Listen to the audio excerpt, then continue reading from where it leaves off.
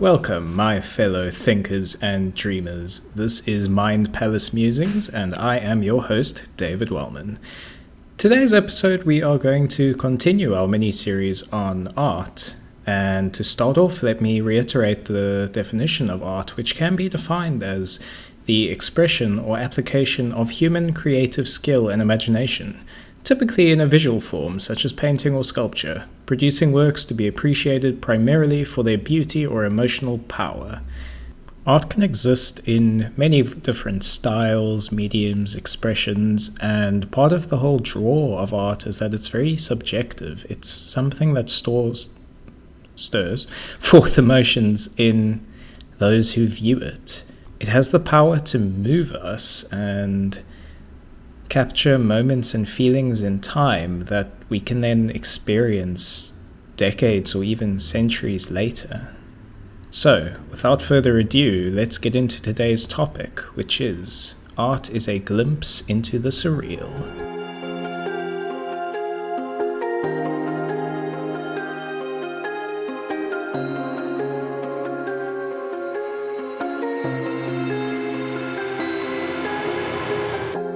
So, before we get started, as usual, some assumptions. Despite the episode's title, I'm not specifically speaking about surrealism as it's known in the art world, though I will spend some time talking about it. We are going to go back to the assumptions made in the first episode ever, that our consciousness is something that exists outside of the body and outside of the measurable material universe, and that we are simply experiencing a small filtered sliver of it. I may refer to the consciousness as the soul interchangeably. They mean the same in this context, though I'm not necessarily talking about the soul in a religious context. I may refer to where the consciousness resides or comes from as the meta, the cosmos, or hyperspace, or very specific to this episode, the surreal, which I'll get into later, of course. And then, as usual, take everything I say with a grain of salt. I'm not claiming to be an expert on art or its history, but I'm going to talk about it anyway, because it's a topic that greatly interests me, and I think there's more that can be said about it. When we think of art, we typically think of something made that came from someone's imagination. Without inspiration and imagination, no new art will ever be made. It'll be the same cookie-cutter derivative pieces, each after each other, all just copying the previous piece. We need new fuel to fuel the fire that is imagination, that is creativity, that is art. Imagination can be defined as the faculty or action of forming new ideas or images or concepts of external objects not present to the senses. To put it in other words, it allows us to think of things that we cannot outwardly experience at the given moment, whether that be to imagine something we have seen and experienced before, just not presently, or something completely alien to the entire world that will probably never be real. Studies have been done into why we imagine and how we imagine, and various parts of our brain light up as we imagine things, which could be an explanation for it, as, neural connections fire off. Specifically, the visual cortex, which is the part of our brain that processes the images we see, which, thinking about that, for all we know, our entire worldview could be completely different to how things actually look, and it's just our visual cortex that's supplying the information that that's how it looks, which is not the point of this episode, so I'll move on. Now, inspiration and imagination may be an evolutionary reflex to keep the brain healthy, or to find ways for us to conceptualize how we might satisfy a given need or urge at the time. But for the purposes of this episode, let's continue speaking of it as a product of the conscious mind.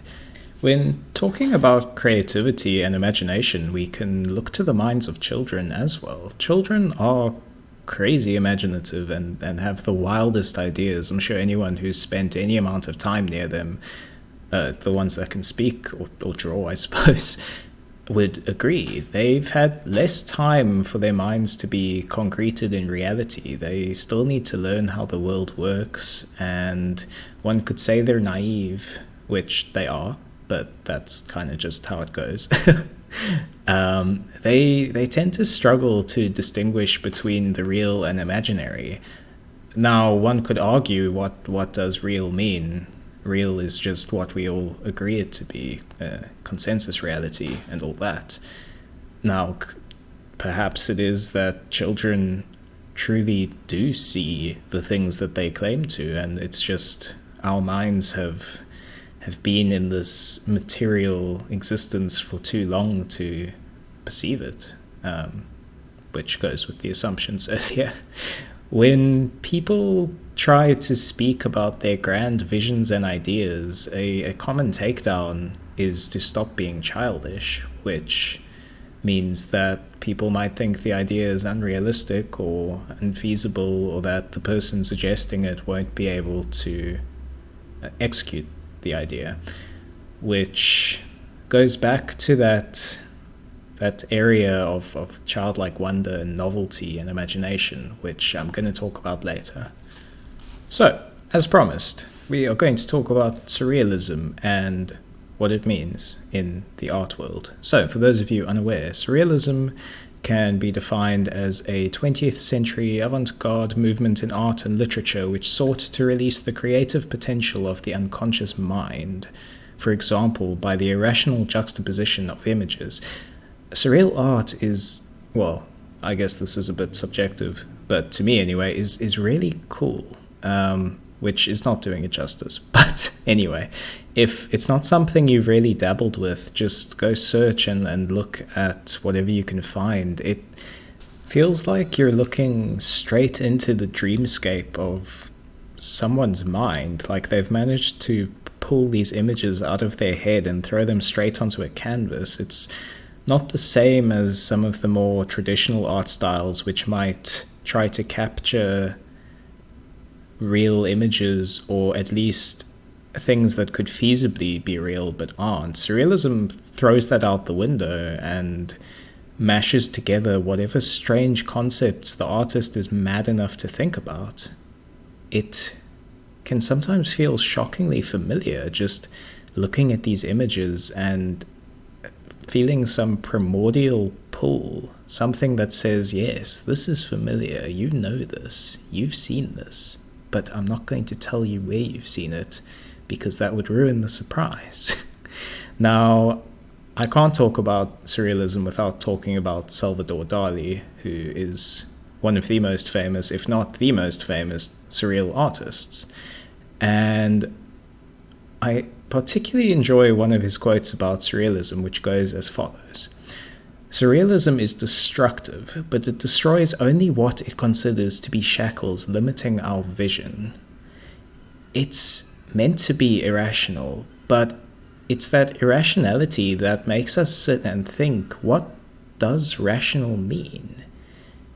It's gaudy, it's bright, it's colorful, the shapes are crazy, and a lot of times it's ugly, but not ugly in a way that it is unpleasant to look at. It just manages to stir up our inspiration, our imagination. It's like fuel for the soul. In my case, anyway, I understand that a lot of people might not like surreal art. And just a quick shout out to r/surreal memes on Reddit, top tier sub, and there's some. It's a fun way to dip your toes into surrealism in a way that doesn't require you to pretend you understand some of the most studied historic art pieces. So, the way I see it in any case is that surrealism is effective because it makes us uncomfortable. It throws a new reality to us that is contained within usually 4 edges. It says, this canvas is a new reality.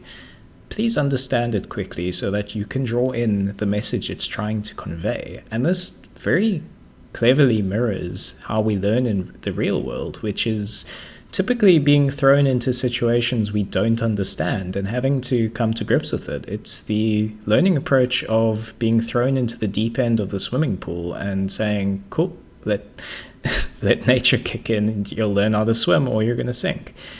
Which I understand doesn't work for everyone, but it's typical that you don't really do much learning from your comfort zone. It's the goal of any great surrealist to pull inspiration straight from the dream world, or what I will talk about soon as the surreal. Now, as mentioned earlier, reality is only real because we all agree it to be real.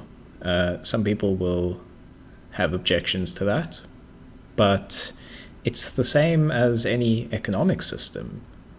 Modern economic systems, in any case, they're, we all agree that cool, money is real. But if the system were to collapse, we'd all be sitting with worthless paper money. Might as well be paying with monopoly money.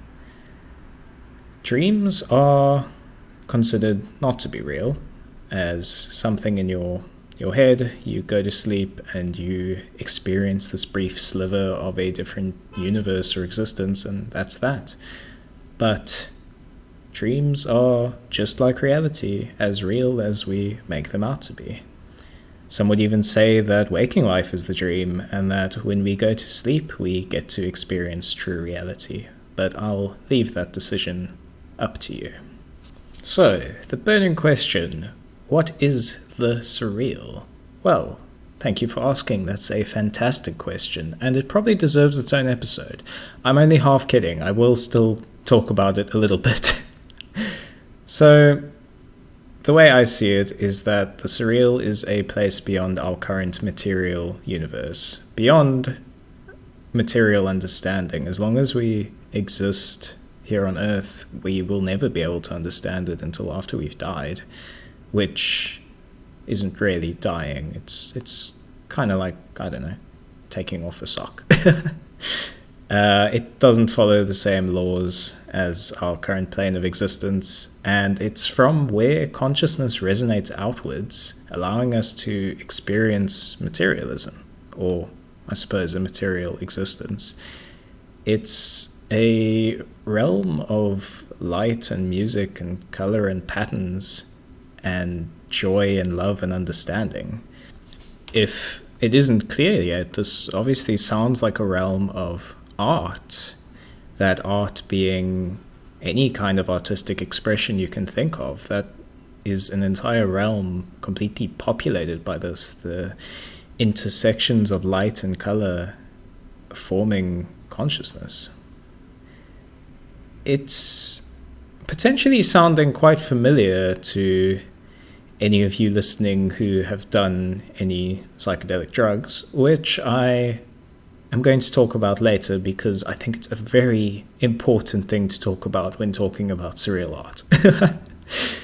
So the reason that surreal art might have that kind of primordial familiarity, there we go, that primordial familiarity is because surreal art can almost feel like a postcard from home. It stirs these emotions in you that you don't understand. They might even scare you, and you don't realize why it seems so familiar. And just as we might borrow from the stream world or the surreal or hyperspace or whatever you want to call it for our surreal art, that realm of art might be borrowing from this material world for its own inspiration. So, surreal art and psychedelics seem like the dream combo, and they definitely can be. Famous artist Alex Gray talks about it in one of his TED Talks, that he was at a very low point in his life, literally asking for a sign from God on what to do. And one LSD or acid trip showed him all he needed to see, and his art is visionary. It's otherworldly. So I suppose a brief introduction into psychedelics would be a good idea. Though I do feel these wonderful substances require their own episode. So, psychedelics are illegal in most countries. They are illegal because they are apparently as useless to humans as something like methamphetamines or heroin, which is not true at all. President Ronald Reagan wanted to fight a war in Vietnam back in the 1960s, and his greatest opponents in that was the counterculture movement, the hippies. What were the hippies doing? Taking a shit ton of acid. So it made sense to kill two birds with one stone, make the substance illegal, and you can arrest the people protesting your war. The rest of the world kind of just went with it, and that's where we are today. Now, slowly but surely, people are fighting this. Research is being done into using things like MDMA for PTSD treatment. LSD and psilocybin mushrooms have proven very useful in treating addiction.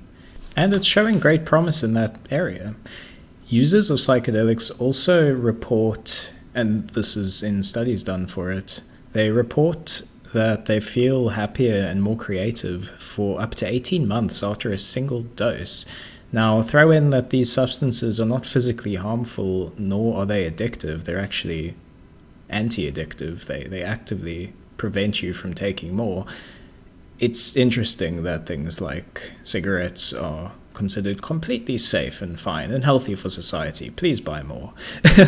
In any case, the reason why I'm bringing up psychedelics in their relation to art is that users who take them will see the world in a new way.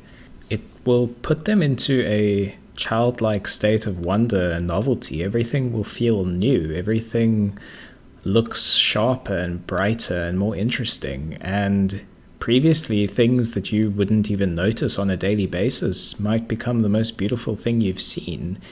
It acts as a catalyst for inspiration and imagination, and it can feel like you're living in your own personal surreal art piece where ideas that previously didn't make any sense are suddenly filling your head. There is also some scientific explanation to this, as psychedelics are interpreted by the brain as serotonin, and as your brain is just flooded, parts of the brain that typically wouldn't be allowed to mingle are suddenly slapping each other with electric signals, making your brain go haywire, in a good way.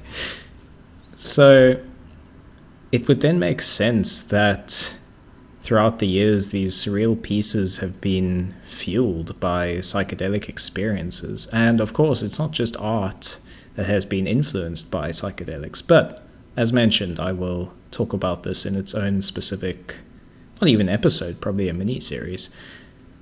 But that being said, you don't need drugs to produce better art or better surreal art. Salvador Dali also famously said, "I don't do drugs, I am drugs," which is something you would expect him to say.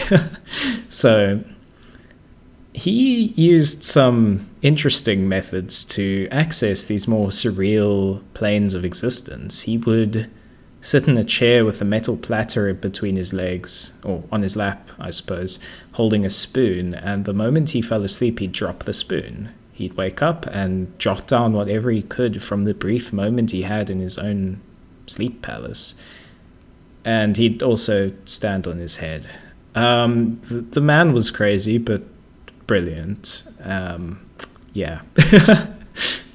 Now, I could keep waffling on and on about psychedelics and art and imagination, creativity, and signals from beyond the void, but I hope this brief sliver has been able to ignite your imagination and maybe open your mind to the idea that our imagination might not come from the earth itself and is simply something influenced by it, but that it's a far deeper, older, more primordial sense. The topics I've chosen to discuss in this episode bring with them some implications. To create and enjoy art is an experience inherent to us as conscious beings. Art doesn't have to make sense or even be considered art by others, as long as it has an effect on the artist and the viewer, which pulls back to my discussion on actors and observers. We've created art for longer than we've been human. It may be a way of us expressing homesickness or a yearning to return. Art has varying filters of normal on it. Some draws more heavily from the surreal than others. And it's important that we keep creating art forever. It might not even be possible to prevent us from doing it. Art may be an older concept and more primordial than we can ever imagine, and it might be more significant than we give it credit. It might also be less significant than we give it credit. My fellow thinkers and dreamers, my darling seekers of truth and knowledge, thank you for listening. Thank you for joining me in this brief exploration of perhaps our ancient yearning for the strangeness that art can provide us. I've been getting a lot of good feedback on the podcast, which has been really great to hear. And if you're enjoying it, please do leave any kind of feedback. I'm not sure what platform you're listening to this on. Maybe you're listening to it on your Samsung smart fridge. Maybe you are listening to it on some Yugoslavian torrent site. I don't know. The feedback would be greatly appreciated. If you would like to hear updates, you can follow the Twitter account. And if you'd like to join the discussion, please feel free to join the subreddit. All the details are in the description of this episode. So, as always, this has been Mind Palace Musings, and I have been your host, David Wellman. Thank you for listening, and please stay curious.